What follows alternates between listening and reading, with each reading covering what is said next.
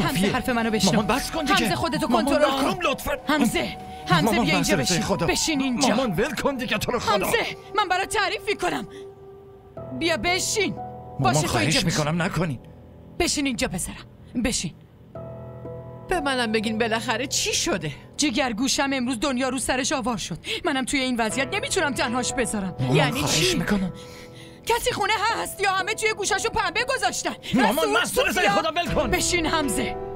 تو نمیتونی مانعم بشی. من دیگه ساکت نمیمونم. یکی اینجا بیاد ببینه. جلیل همتون کجایین؟ پسرم بدبخت شد رفت.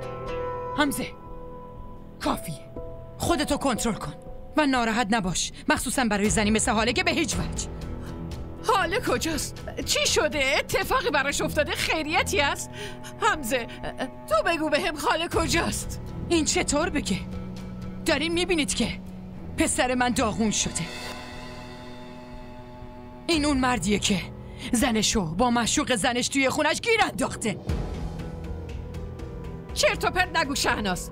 اون با تو رفته بود، از من اجازه گرفتی و اونو با خودت بردی. آره با من رفته بود، اما با خرم گیرش انداختی. خرم؟ آره عمه، خرم. حرف من درست اثبات شد.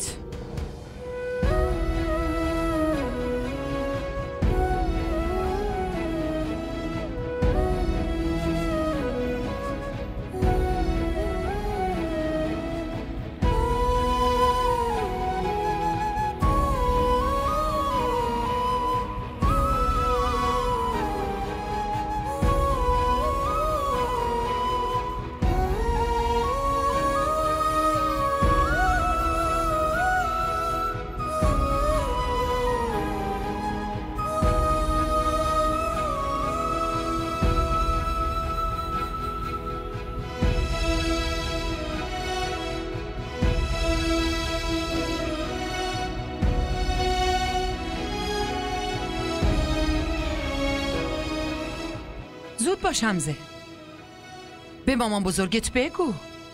هر چیزی رو که به چشم خودت دیدی براش تعریف کن. بهش بگو که چی دیدی و اون دوتا چطور با هم.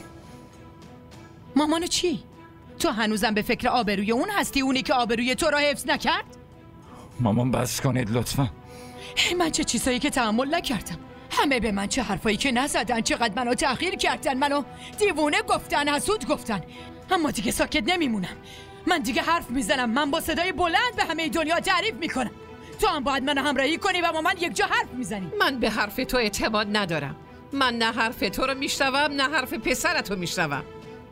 حال دخترم کجاست؟ اون کجاست؟ من اونو با تو فرستادم. حال کجاست؟ بگو کجاست؟ مامان بزرگ، مامان بزرگ.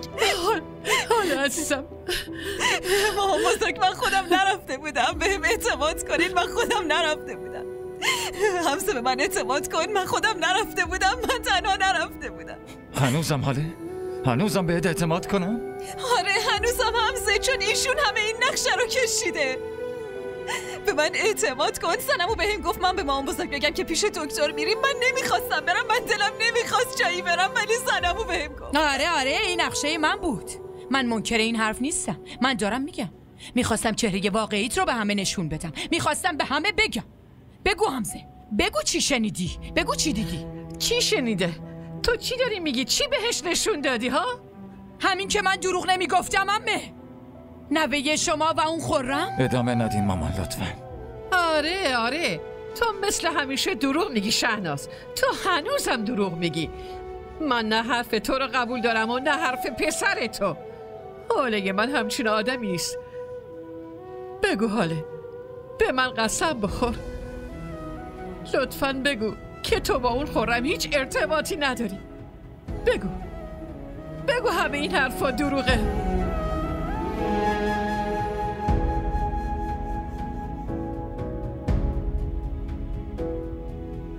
آره حاله، بگو.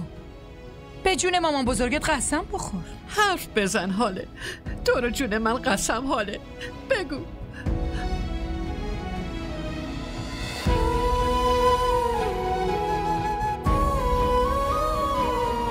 حاله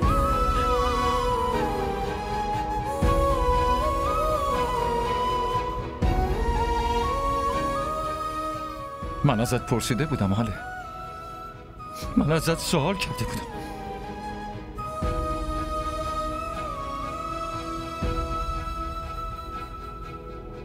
تو چطور جرأت میکنی بیای خونه حمزه من؟ باید توضیح بدم. چی رو توضیح میدی؟ حمزه من توضیح میدم. حمزه گوش کن. چی رو میخوای توضیح بدی؟ یکی مانعش بشه. مانعش رو نگهش دار حمزه. من دیگه مانعش نمیشم. سر این قضایا مرد حتی میتونه قتلم بکنه. بکش اینو حمزه، بکشش. حمزه لطفاً به حرفم گوش بده. بیا این طرف. محض رضای خدا از اینجا برو. محض رضای خدا از اینجا برو. برو از اینجا. بس کن. بس کن. برو دیگه.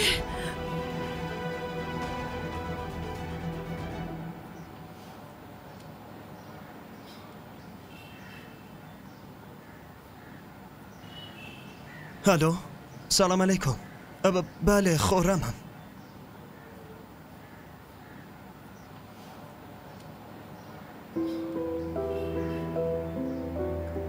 باشه درسته خداحافظ.